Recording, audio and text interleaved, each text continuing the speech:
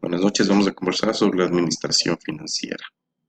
Para empezar, damos la definición de qué es una empresa.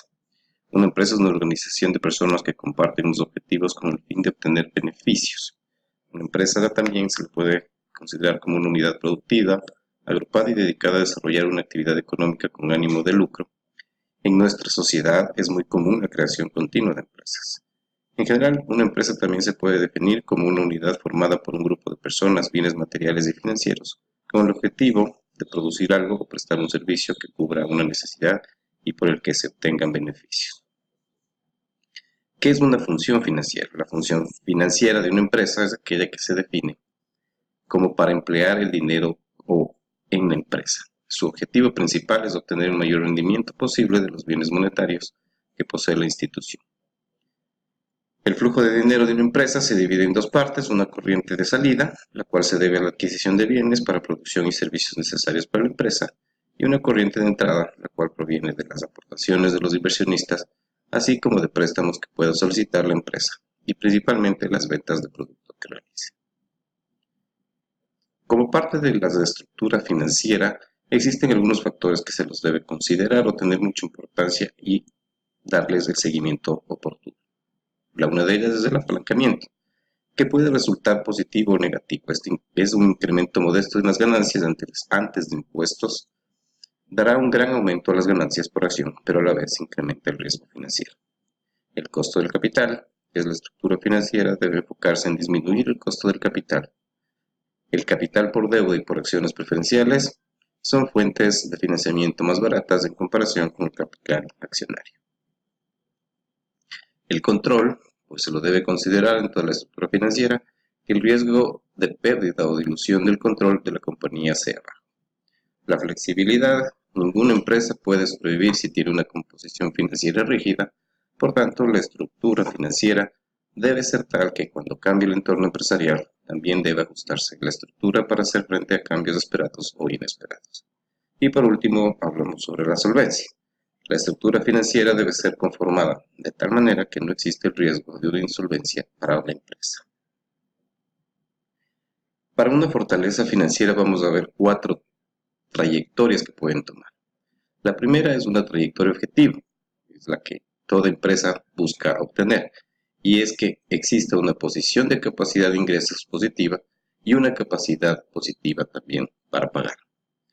Existe la segunda trayectoria, que es la de apalancamiento, que es una posición de capacidad de ingresos positiva, pero con problemas de pago. Tenemos la trayectoria de colapso, que es una posición desfavorable, sin capacidad de ingresos, pero con algo de liquidez para la empresa. Y por último, y el peor escenario que puede existir para una compañía, es la trayectoria de quiebra, que es una posición desfavorable, sin capacidad de ingresos y con problemas de pago. Para los análisis financieros siempre vamos a tener como el punto inicial los estados financieros de una entidad. ¿Y qué son estos estados financieros? Pues son los documentos de mayor importancia que recopilan información sobre la salud económica de la empresa, cuyo objetivo es dar una visión general de la misma. Los estados financieros básicos de una empresa son el estado de situación, en el que se reflejan los activos, pasivos y patrimonio de la compañía; el estado de resultados, que es el reflejo de la operación del año en la compañía; el estado de cambios de patrimonio, donde se ven los movimientos que han tenido las cuentas patrimoniales durante el año; el estado de flujos de efectivo, donde se reflejan todas las entradas y salidas de efectivo que ha realizado la compañía durante sus operaciones en el año; y por último, las notas a los estados financieros, donde se explican las políticas contables y tratamientos contables que exige para cada cuenta del estado financiero. Para estos análisis de los estados financieros, es un proceso que se necesita y es vital en la vida de toda empresa, por cuanto permite a las directivas diagnosticar la situación económica y financiera de una empresa, brindando información de utilidad para una toma de decisiones adecuada. El análisis de estos estados financieros es el proceso crítico dirigido a evaluar la posición financiera, presente y pasada, los resultados de las operaciones de una empresa, con el objetivo primario de establecer las mejores estimaciones y predicciones posibles sobre las condiciones y resultados futuros. Para un análisis de estados financieros es importante considerar algunos aspectos, como por ejemplo la comparación con periodos anteriores, que nos permite analizar tendencias de inclinaciones, permite evaluar los periodos actuales a las luces de relaciones históricas y es necesario asegurar que los datos sean confiables. Comparación con metas predeterminadas. Se comparan los resultados con los resultados elaborados y se comparan con estándares de ratios. Por último, la comparación con otras entidades. Es importante comparar con unas empresas similares a nuestro mercado, las razones promedio para una industria y tener cuidado con estas comparaciones de que no puedan ser desviadas. Para el análisis de los estados financieros, adicionalmente vamos a tener 5 componentes, que es principalmente la base para un análisis de estados financieros correcto. La primera es conocer la empresa, donde podemos definir nuestras fortalezas, debilidades, oportunidades, amenazas, es decir, un análisis FODA, y considerar unas estrategias futuras. Adicionalmente, comprender los estados financieros con todas las partidas y principios contables que se incluyen, aplicación de datos, normas de evaluación, grupos de empresas, entre otros. Después, analizar el balance general y el de resultados, que se lo hace en un análisis vertical, horizontal, con ratios financieros y un análisis de rentabilidad. Por último, el análisis del flujo de efectivo, que son actividades de inversión, actividades de operación y financiamiento. Y además podremos tener algunas otras herramientas de análisis como punto de equilibrio, apalancamiento operativo, capital de trabajo, EVA, entre otras. Para este análisis de los estados financieros, y uno de los componentes que hablábamos es sobre la clasificación, sobre el análisis de ratios o índices financieros. Y estos ratios se clasifican en liquidez, gestión, bursátil, solvencia y rentabilidad principalmente. En esta plantilla vamos a ver los principales ratios o índices financieros con su significado. Tenemos en los ratios de rentabilidad la financiera, en el cual la fórmula es su balance más o utilidad más ganancias financieras sobre los recursos totales o activos totales. ¿Qué significa? Pues la rentabilidad financiera de todos los recursos empleados en la empresa. Vamos a tener los ratios de rentabilidad en los cuales tenemos recursos propios y que significan que la rentabilidad, cuánto es esta rentabilidad sobre los resultados, entre el resultado neto para los resultados de la compañía. Los ratios de rentabilidad globales, que significa la rentabilidad económica de todos los recursos empleados, que es la fórmula entre el resultado neto para los recursos totales. El de capital es el resultado neto por 100 dividido para el capital social, que nos indicará la rentabilidad del capital social. La rentabilidad de ventas es el resultado de las ventas, el resultado neto, sobre las ventas.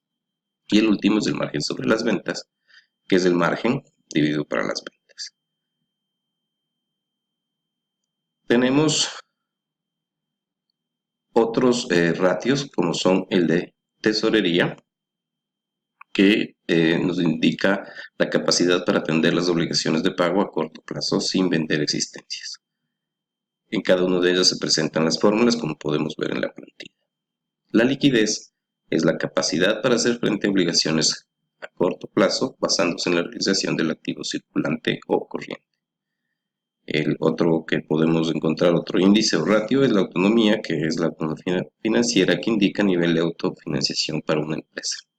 El endeudamiento, que es la relación entre financiación propia y ajena o de terceros. El de estabilidad, que es una estructura de financiación del inmovilizado. Y por último, el capital de trabajo, que es parte del activo circulante que financia con recursos propios o a largo plazo. En los ratios de gestión, pues tenemos las existencias de días en compra, en pago a proveedores, en cobro a clientes, rotación de tesorería y productividad. Cada uno de estos índices lo que nos indica es cuántas veces en el año rotan tanto las compras, los pagos de proveedores, los clientes y el retorno de efectivo a nuestra caja. Otro aspecto que analizábamos en la importancia de un buen análisis de estados financieros es el capital de trabajo. ¿Qué es el capital de trabajo? Es una definición básica, lo considera como aquellos recursos que requiere la empresa para poder operar. Se define como capital de trabajo la capacidad de una compañía para llevar a cabo sus actividades con normalidad en el corto plazo. La forma que puede ser calculado como son los activos que sobran en relación a los pasivos de corto plazo. En esta plantilla podemos ver un gráfico de qué es la definición del capital de trabajo. Como podemos ver, la diferencia entre activos corrientes y pasivos corrientes es el resultado del capital de trabajo. Constituye este fondo que cuenta la empresa para operar en el corto periodo o plazo de tiempo, una vez que cubre las deudas a corto plazo. ¿Qué es el ciclo de caja? Que es otro aspecto para el análisis de los estados financieros. El ciclo de caja, o también llamado de conversión o flujo de efectivo, es la diferencia que existe entre el ciclo operativo y el ciclo de pagos, donde el primero es el promedio de tiempo transcurrido en días en que el inventario es vendido a crédito, más el promedio en días en que las cuentas por cobrar se convierten en efectivo, mientras que el segundo es el promedio de tiempo transcurrido en días en que se presentan salidas de efectivo para el pago de las cuentas por pagar a proveedores. Para el cálculo del ciclo operativo es necesario sumar los indicadores de días de inventario, es decir, la fórmula de inventario promedio, por 360 días o 365 días, que suelen considerar algunos analistas sobre el costo de ventas, y días de las cuentas por cobrar, que son las cuentas por cobrar promedio, por 360 dividido por las ventas a crédito. Mientras que para el ciclo de pagos únicamente se determina el indicador de días de cuentas por pagar, que es la fórmula de sus cuentas por pagar promedio por 360 dividido por el total de compras. En esta gráfica podemos identificar un ejemplo de cómo se calcula este ciclo de caja. Tenemos la edad promedio del inventario, que son 35 días, la venta de crédito, estamos hablando de 85 días después de haber aplicado las fórmulas que anteriormente las mencionamos, y tenemos una relación de las cuentas por cobrar de 155 días. ¿Cuál va a ser mi ciclo de caja? Mi ciclo de caja simplemente va a ser la diferencia entre estas cuentas, entre la relación de cuentas por cobrar menos la edad promedio del inventario. 155 menos 35 nos da los 120 días, que este sería el ciclo de caja. Lo óptimo para todas las empresas es que el periodo de cobranza o la edad el periodo de recuperación de cartera sea lo más corto posible y que la rotación de inventario sea lo más rápida posible, así como que el tiempo de pago al proveedor sea lo más alejada posible. Muchas gracias.